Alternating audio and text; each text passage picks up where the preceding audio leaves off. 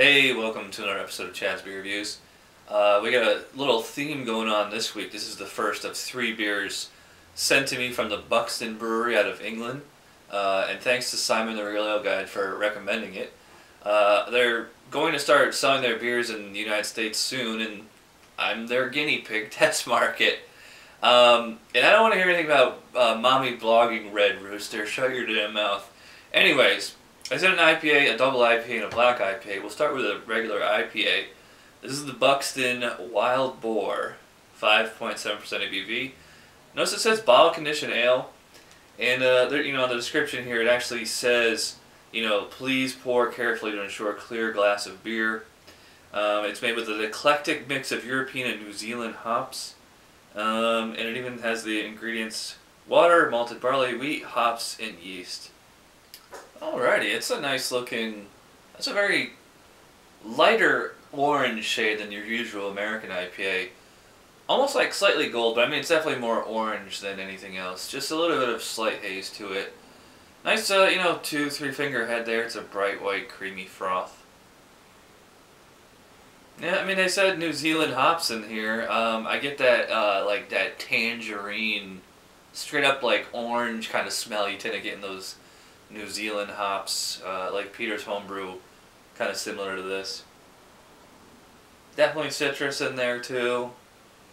Kind of like more like the actual orange fruit. Like I'm not getting like the tart, acidic grapefruit you tend to get like in a Ruination or Racer 5, something like that. But kind of light flowers. I don't really get that sweet candy smell. Maybe like a hint of it, but this is really interesting. So let's see what the Brits can do with this. Cheers.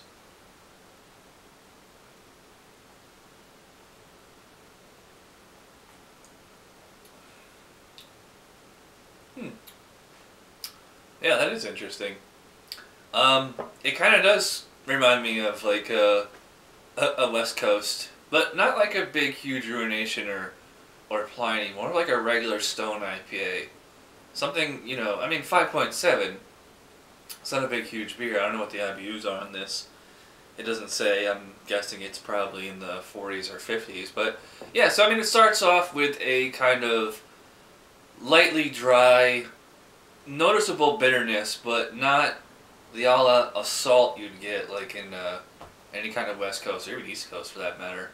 I do get a little bit of like that kind of sweet tart, Smarties kind of, pepper, or not pepper, powdered candy, light sweetness in there.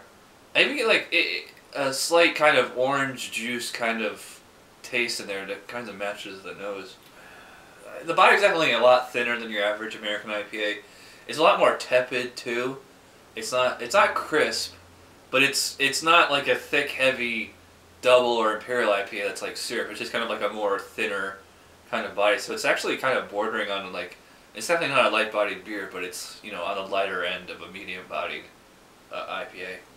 A lot of orange throughout the whole thing. Just kind of lots of orange, kind of like orange, tangerine, Tangelo, something like that.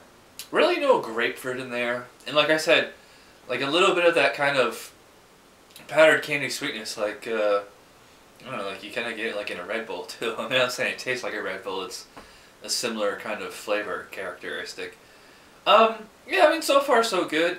There's some nice lacing in the glass too. I still got plenty left in the bottle, so I'll take a break and we'll see what happens with the Wild Boar.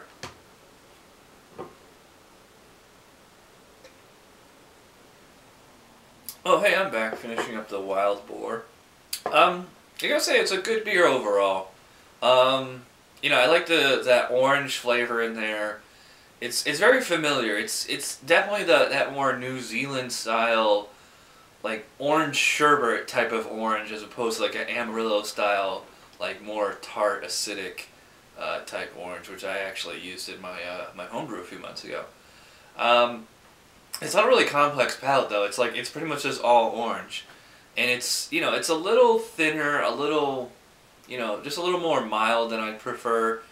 I noticed like I got the second half in here, and there's still probably a good 2-3 ounces, maybe even 4 and left in the bottle, but I still got some yeast on the second pour. So that the yeast definitely added a lot more bitterness, a lot more dryness to it. Although the head really hung in there. Drinkability is pretty good on this. Like that thinner mouthfeel makes it real easy to go down. Like right at the peak of the swig, it's really refreshing actually.